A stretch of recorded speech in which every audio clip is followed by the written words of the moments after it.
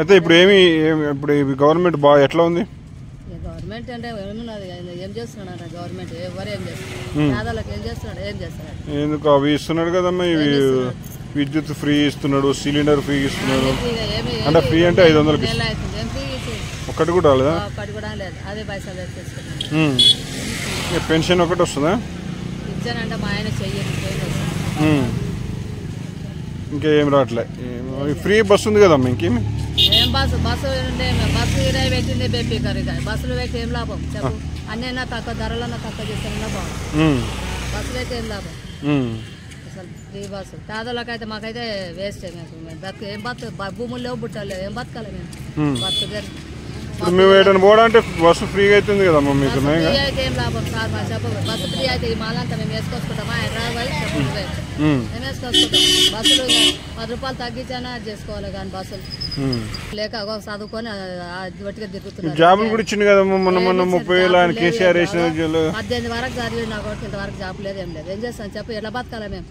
చేస్తాడు. ఇప్పుడు నిన్న ఎలక్షన్ కూడా వచ్చే మళ్ళీ ఏం పేదలకు ఏం చేస్తున్నాడు? పిల్లల జాబ్లు వస్తాయని చెప్పి ఇంతవరకు చదివించుకొని అది చేసుకుంటే కూడా కాన కష్టం చేసి. అది పోయిన గవర్నమెంట్ కదమ్మా, ఈ గవర్నమెంట్ ఇంకా మొదలు పెట్టలేక మననే కదా వచ్చింది.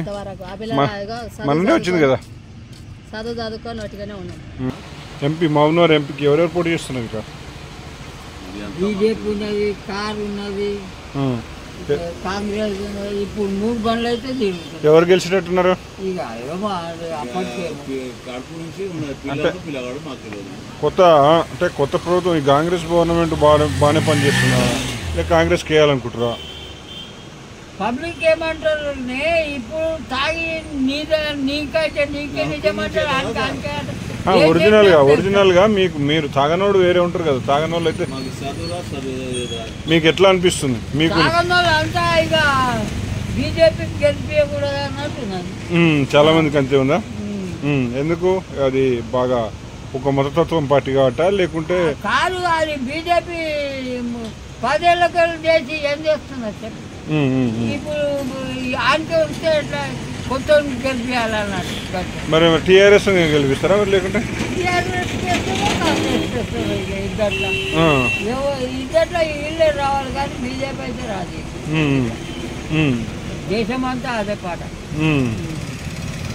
అంటే పోయిన టీఆర్ఎస్ గవర్నమెంట్ కంటే ఇది బాగా చేస్తుందా, అదే బాగా చేసిందా? ఇప్పుడు ఇదైతే కూర్చొని గుడ్డనే కడుక్కొని కూర్చొని లేదు.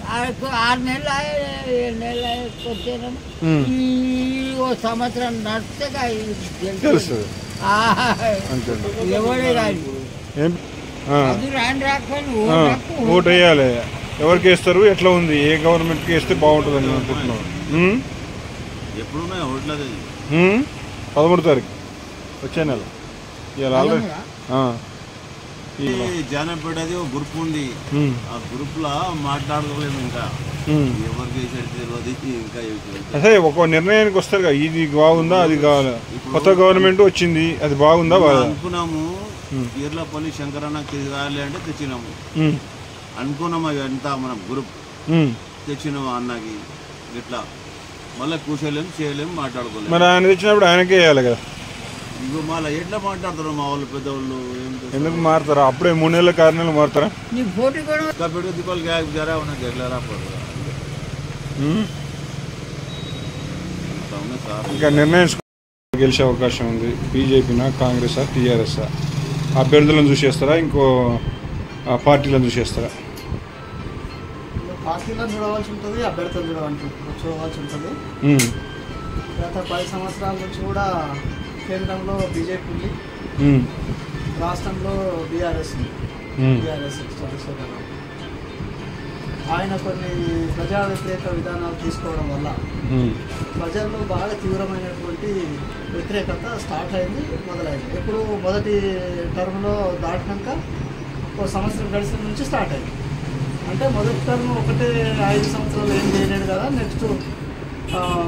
నెక్స్ట్ గెలిచినప్పుడు ఇంకేమైనా పనులు ఉంటే అభివృద్ధి కానీ ఇది కానీ చేస్తారు కావచ్చు అని చెప్పేసి రెండోసారి కూడా అవకాశం ఇచ్చారు. రెండోసారి కూడా ఆ అవకాశాన్ని సద్వినియోగంగా పరచుకోవాలి. ఎట్లా గెలిచినా కాబట్టి నా ఇష్టమేషన్ అది చేసుకోవచ్చు అనే ఉద్దేశంతో కేసీఆర్ గారు చేశారు. అయితే అభివృద్ధి ఒకవైపు ఉన్నప్పటికీ ప్రజలను మాత్రం పట్టించుకోలేదు. కింది స్థాయి జనాలను మధ్యతరగతి జనాలను ప్రజలను వాళ్ళకి సంక్షేమం సంబంధమైనటువంటి పథకాలు కానీ దాని కానీ చేయలేదు.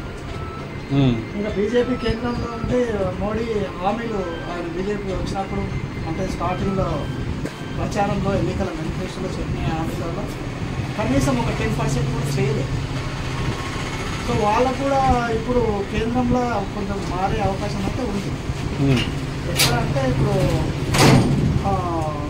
రైతు వ్యతిరేక విధానాలు, రైతులలో తీవ్రమైనటువంటి కేంద్ర ప్రభుత్వం మీద ఉన్నటువంటి వ్యతిరేకత స్టార్ట్ అయింది.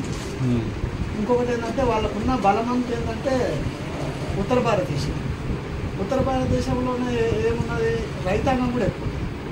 రైతులలో నేను వాళ్ళకు తృప్తిపరచకపోతే, వాళ్ళకు సరైనటువంటి పథకాలు కానీ సరైనటువంటి ఆదరణ రైతులకు లభించకపోతే తీవ్రమైనటువంటి అనేకంగా వాళ్ళకి వ్యతిరేకత స్టార్ట్ అయింది ప్రభుత్వం. దీన్ని బట్టి ఇప్పుడున్న సిచ్యువేషన్లో ఇప్పుడు పార్లమెంట్ ఎన్నికల తర్వాత అధికారం అయితే తారుమారే అవకాశం అయితే ఖచ్చితంగా. ఓకే, మరి ఇప్పుడు స్టేట్లో కూడా గతంలో ఈ టీఆర్ఎస్ కొన్ని రైతు బంధు ఆ బంధు వేసిరని అంటున్నారు, కాంగ్రెస్ వచ్చినాక ఇవ్వట్లేదని అంటున్నారు. ఇదేమన్నా వ్యతిరేకత మారే అవకాశం ఉందా? ఈ పోనీ ఈ 3 నెలల వరకు కదా వచ్చింది, 3 నెలలు కదా అని కాంగ్రెస్కి వేసే అవకాశం ఉంటుందా? అయితే రైతు బంధు కేసీఆర్ గారు రైతు బంధు ప్రవేశపెట్టినప్పుడు కొంత చర్చలు జరిపి చేయవలసి ఉంది. ఎందుకంటే లిమిట్ ఎకరాలకు అట్లా రైతు బంధు అనేది వేసేది. ఇప్పుడు అట్లా 100 ఎకరాలు వెనకటికి ఉన్నటువంటి గ్రామాలలో ఉన్నటువంటి 100 ఎకరాలు 200 ఎకరాలు 1000 ఎకరాలు ఉన్నటువంటి భూస్వాములు అప్పట్లో వాళ్ళు భూమి వదిలేసి హైదరాబాద్కి చేయలేదు. కొన్ని భూములు కొందరికైతే రాళ్ళు రప్పలు పాడబడ్డ భూములు, బంజరు భూములు, అడవులు కూడా ఉన్నాయి కొందరు పేదలు. వాటికి కూడా డబ్బు ఇవ్వడం మొదలుపెట్టి, అంటే ఎకరానికి 4,000 చొప్పున ఒక 200 ఎకరాలు ఉంటే చాలా డబ్బు వస్తుంది.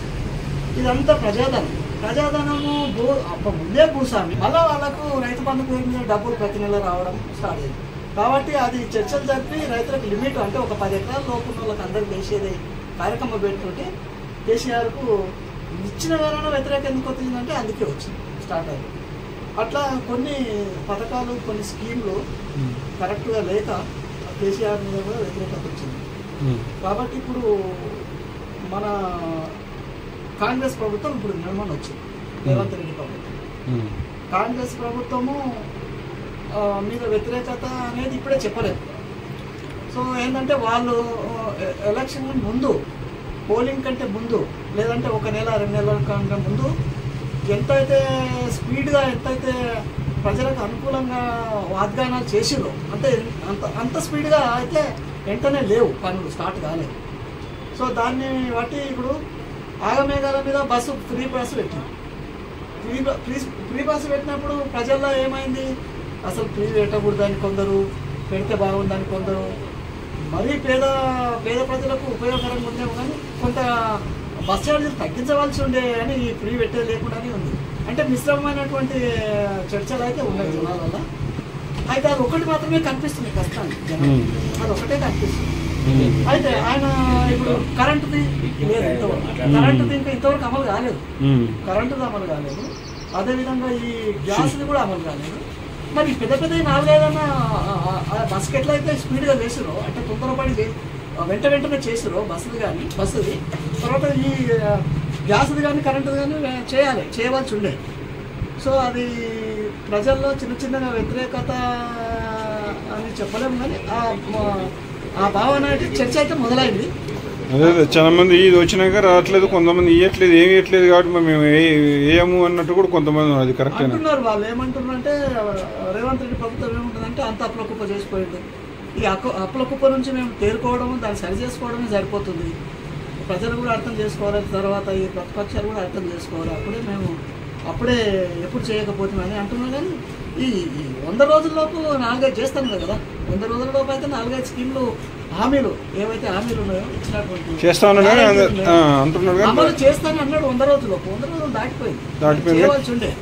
మరి అది సరే ఒక్కొక్కటి చేస్తున్నామంటే ఇంకొకటి రెండోదన్న స్టార్ట్ అయిందో ఇంకా కాలేదు కదా, రెండోది కూడా స్టార్ట్ కాలేదు. కొంతమందికి విద్యుత్ బిల్లు వచ్చినాయి అని అంటున్నారు కదా, ఏమో అది మనకు ఇంకా నాకైతే తెలియదు, రాలేదు, మాకైతే రాలేదు ఇంకా.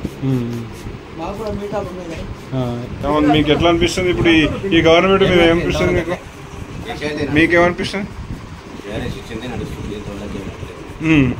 ఇప్పుడు టీఆర్ఎస్కి అనుకూలంగా ఉన్నారా కాంగ్రెస్కి అనుకూలంగా ఉన్నారా ఎక్కువ జనం?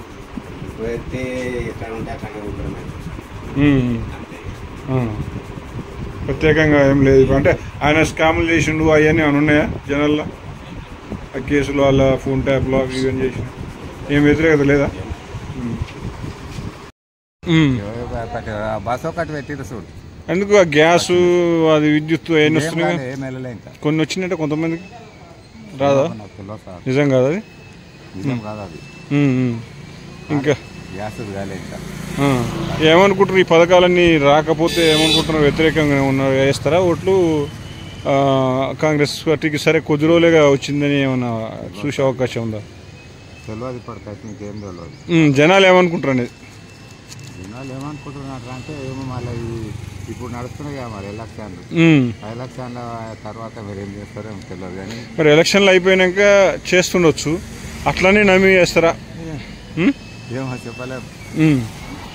ఇంకేయలేదు కాబట్టి చేయలేదు కాబట్టి ఇంకెందుకు వేయాలనుకుంటారా? లేదంటే 3 నెలలు అయింది కాబట్టి ఆయన ఇంకొన్ని రోజులు చూస్తే అయిపోద్ది, ఎట్లా ఉన్నాడు కదా.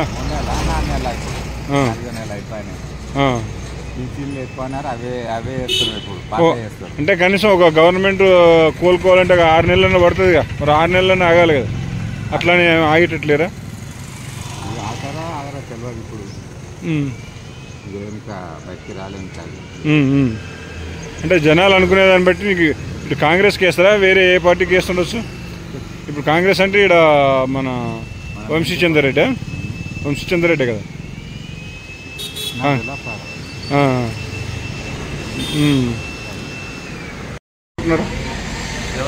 ఇక్కడ ఇలా కాంగ్రెస్కి వేయాలనుకుంటారా బీజేపీకా టీఆర్ఎస్? బీజేపీ. ఎందుకట్లా? బీజేపీ చేస్తారు రాజస్థాన్లో, బీజేపీ ఈడ కూడా బీజేపీ. బీజేపీ డీకే అరుణే గెలుస్తుందా? డీకే అరుణే గెలుస్తుందా? ఏమో తెలియదు ఇంకా మనకి. జనాలు ఏమనుకుంటున్నారు ఎక్కువ? జనాలు ఏమంటారు ఇప్పుడు కాంగ్రెస్ గవర్నమెంట్కి వ్యతిరేకంగా ఉన్నారా అంటే చేయట్లేదని ఏమన్నా? ఏమో గుర్తులేదు ఇంత. జనాలు ఏమన్నా వేయట్లేదు అంటున్నారా, చేయట్లేదు అంటున్నారా పనులు? వేస్తారు, ఎవరు వేస్తారు ఉంటారు కదా. మన మహబూబ్నగర్లో ఎంపీగా ఎవరు గెలిచే అవకాశం ఉంది? Congress, BJP, TRS? ఎందుకట్లా? అంటే కేసీఆర్ ఉన్న రోజులు ఇప్పుడు బస్సులు అవి ఏం లేకుండా కదా సార్, ఇట్లా మొత్తం కాలేజ్ పిల్లలు చదువుకున్న పిల్లలకు చాలా ప్రాబ్లం అవుతుంది కదా, వాళ్ళ గురించి కూడా ఆలోచన చేయాలి కదా సార్. దాని గురించి ఫ్రీ మహిళలకే ఫ్రీ ఇస్తుంది కదమ్మా. ఫ్రీ ఇస్తారు సార్, అందరు ఇప్పుడు ఇంట్లో కూర్చున్న అదే ఉంది. మేము మాల్ పోవాలి, హైదరాబాద్ ఖరీదు పోవాలన్నా కూడా మాకు చాలా ఇబ్బంది అవుతుంది కదా దానివల్ల. అయితే ఇంకా టైం పాస్ పోయి వచ్చేటోళ్ళు కూడా ఉన్నారు దానివల్ల. దాని గురించి సార్ మరి మీకు గ్యాస్ ఇస్తున్నాడు 500కు సార్, ఇంకేమి ఇవ్వలేడు కదా. కొన్ని వచ్చినాయి, కొంతమందికి ఇస్తున్నాం. ఫ్రీ బస్ తప్ప ఏం రాలేదు సార్, 6 గ్యారెంటీలు. అంటే ఇక్కడ వ్యక్తిగతంగా ఎవరైనా మంచి క్యాండిడేట్ అంటే ఎమ్మెల్యే మంచోడే సార్, ఎల్లపల్లి శంకర్ మంచోడే ఆయన. కాకపోతే కేసీఆర్ ఈ ప్రభుత్వం వల్ల అట్లా అనిపిస్తుంది మాకు. అంటే ఇప్పుడు ఎంపీ క్యాండిడేట్లు ఎవరు మంచి వాళ్ళు అనిపిస్తున్నారు మీకు? ఏమో సార్, ఈ చేతి గుర్తు కాంగ్రెస్ అయితే మంచి అయినా వంశీచంద్ర రెడ్డి మంచిగా. మరి ఆయనకి వేస్తారా ఎక్కువ బీజేపీకి ఇస్తారా? అంటే గవర్నమెంట్ మనమన్నీ వచ్చింది కాబట్టి చేయొచ్చు కదా.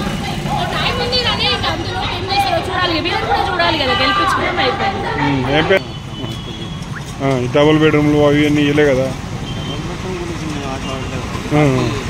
ఇప్పుడు వీళ్ళకు మహిళలకు ఉచిత బస్సు ఇస్తున్నాడు.